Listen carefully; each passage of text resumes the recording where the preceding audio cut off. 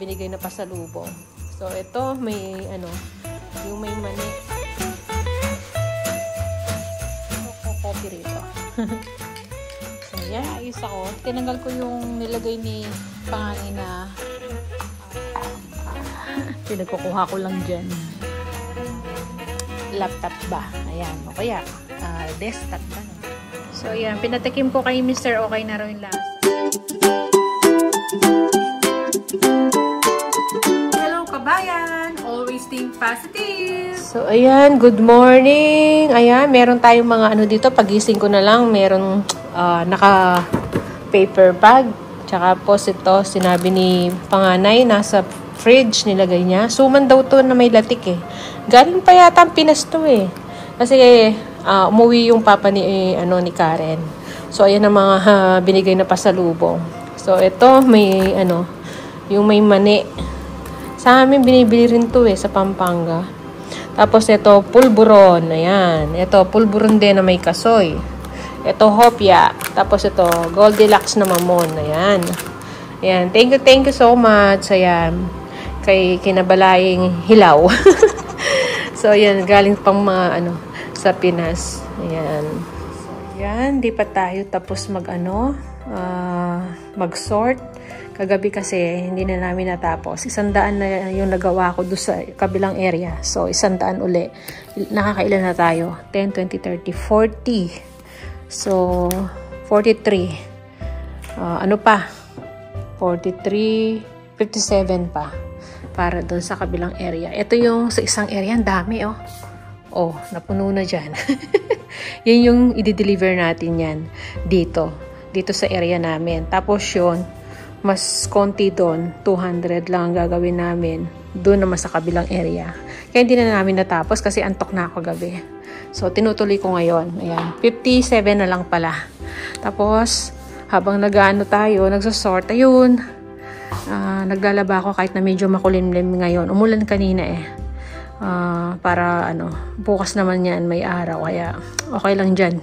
Hindi ko naman pinapasok. Matutuyo naman dyan. So may nakasalang pa tayo dyan. Tapos ito yung natin. Hindi pa tayo nakakapaglinis niyan. Inuuna ko muna mga yan bago ako magliligpit. Ayan. Ito yung ating mga lagay ng ano tawag dito. Kamuta ko nang buksan yung ilaw. Yung ating mga ipet, mamaya ilalabas ko. Ay, ipet, tsaka hanger. Ano ba pinagsasabi ko? Tapos ito, ininit ko pala yung yung dala ni panganay, galing kay Balaing Hilaw. Yan, suman daw na may latik yan. Kainin natin. Break muna tayo. Kakain muna ako. So, ayan yung ating almusal. Ganyan pala siya. Yan. Malagkit. Malagkit na kanin siya. Tapos, yung kanyang yung pinakalatik, yon parang jam. Yan. Ito yun, naka-plastic. So, ininit ko na siya. Tapos, meron tayong choco coffee rito. So, yan. Kape muna tayo. Almusal muna tayo. At magsasampay pa tayo maya-maya.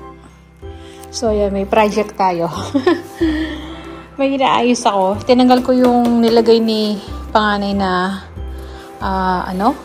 sticker dito. Puti. Tinapon ko na. Ayan. Dahil nagpalit na siya ng table niya sa kanyang kwarto. Computer table to eh. Sayang naman. Hindi pa naman pwedeng ilabas sa hindi pa tapunan. So, gagawin ko, re-remedyohin natin. Meron pa tayong adhesive, ayan. Pang, sticker to. Takpan natin to para magamit natin. Tapos, pwede nating, dyan tayo mag-office kunwari. Pag nag-e-edit ako. Tapos, ito, hindi pa nagagamit tong, na to. Upuan na to. Matagal na to eh. Nandun sa Cheddar. Tapos, nung nasa apartment pa kami, ayan. Galing kay Karen to, may tag price pa nga, oh. Ayan.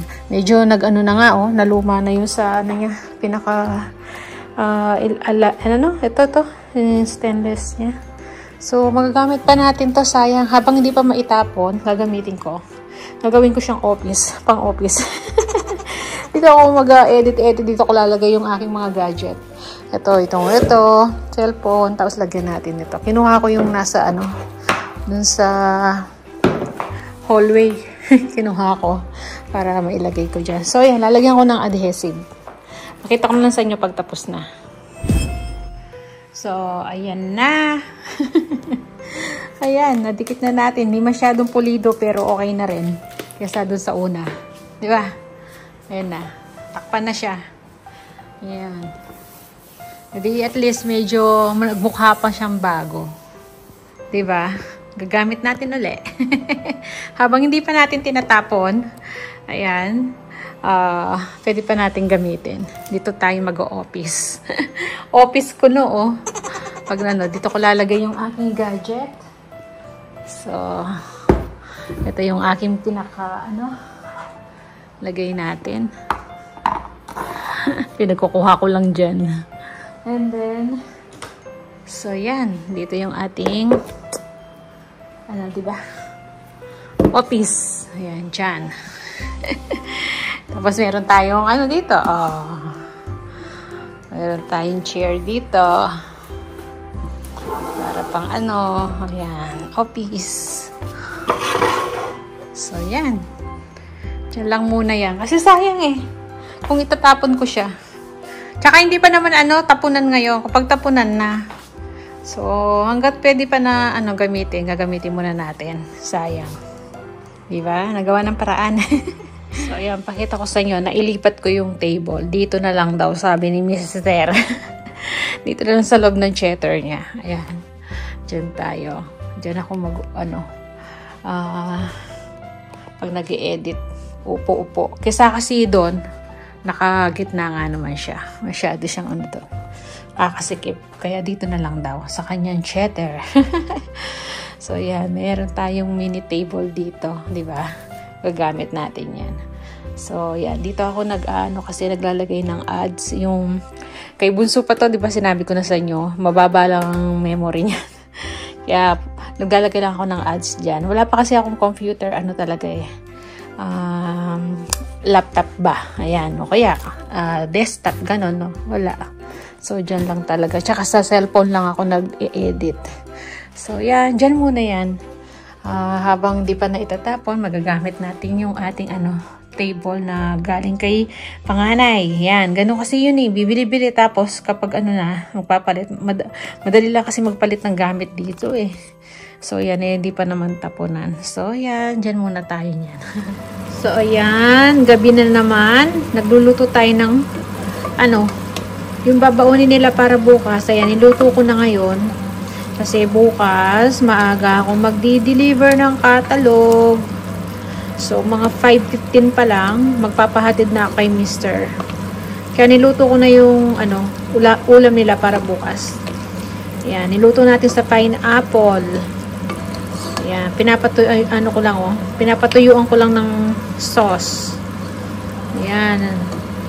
Parang inadobo siya pero sa pineapple, wala siyang suka. Ayan. Na-miss to. Ayan, no? So, konti pa. Yan ang babaunin nila bukas. So, ayan. Pinatikim ko kay Mr. Okay na raw yung lasa. Ayan. Tsaka, natuyuan na siya, oh. Ayan. Okay na yung spare ribs with pineapple.